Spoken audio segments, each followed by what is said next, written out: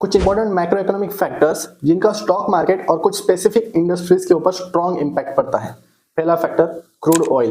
Crude oil के एकदम से प्राइसेस बढ़ने से हमें नेगेटिव इंपैक्ट देखने को मिलता है ओवरऑल स्टॉक मार्केट के ऊपर due to inflation trigger in the economy and inflation के कारण हमें प्रोडक्शन कॉस्ट्स में भी राइज देखने को मिलता है, स्पेशली ऐसे इंडस्ट्रीज के कंपनीज में जिनके रॉ मटेरियल्स क्रूड ऑयल से क्लोजली लिंक्ड है या जुड़े हुए हैं, जैसे कि tyre industry, paints industry, rubber industry, aviation industry. तो ये ऐसे इंडस्ट्रीज हैं जिनके प्रोडक्शन कॉस्ट बढ़ जाते हैं due to rising crude oil prices and यहाँ पर इनके कंपनीज के प्रॉफिटेबिलिटी के ऊपर भी हमें नेगेटिव इंपैक्ट देखने को मिलता है। Second, dollar index. अभी डॉलर इंडेक्स बहुत ही इंपॉर्टेंट रोल प्ले करता है। डॉलर इंडेक्स का सिंपली इनवर्स रिलेशनशिप चलता है हमारे स्टॉक मार्केट के साथ, स्पेशली मेटल सेक्टर। मतलब डॉलर की वैल्यू जब भी बढ़ती है तो हमारे मेटल सेक्टर्स अंडर परफॉर्म करते हैं एंड वाइस वर्सा। एंड आपको एक चीज पता होनी चाहिए कि जब डॉलर की वैल्यू बढ़ रही है इसका मतलब है कि हमारा होम करेंसी डिप्रिशिएट कर रहा है एंड इससे हमारे कंट्रीज के जो भी एक्सपोर्ट ओरिएंटेड कंपनीज है उनको बड़ा फायदा मिलता है, जैसे कि आईटी सेक्टर।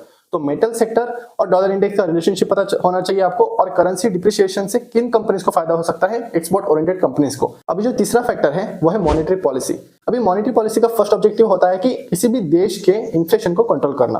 तो इसके लिए आरबीआई प्रीडोमिनेंटली दो टूल्स का इस्तेमाल करती है, जो कि है रेपो रेट और रिवर्स रेपो रेट। बहुत बार सुना होगा आपने। तो रिवर्स रेपो रेट और रेपो रेट ये जब भी बढ़ता है इसका रेट, तो इसका मतलब है कि बैंक्स आगे पब्लिक में ज्यादा लोन्स यहाँ पर लेंड नहीं कर पाती है। इससे मनी सप्लाई इकोनॉमी में कम हो जाता है, डिमांड अल्टीमेटली कम हो जाता है एंड इसका हमें नेगेटिव इंपैक्ट देखने को मिलता है, खासतौर पे मैन्युफैक्चरिंग इंडस्ट्रीज पे, जो कि स्टॉक मार्केट पर भी हमें नेगेटिव इंपैक्ट देखने को मिलता है।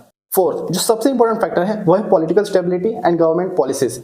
किसी भी कंट्री में पॉलिटिकल स्टेबिलिटी अगर है तो वो जनरली इकोनॉमी के लिए पॉजिटिव साबित होता है। तो यहाँ पर अभी इलेक्शंस आने वाले हैं, तो अगर सेम पार्टी री इलेक्ट होकर आती है तो ये डेफिनेटली पॉजिटिव सेंटिमेंट क्रिएट कर सकती है मार्केट में।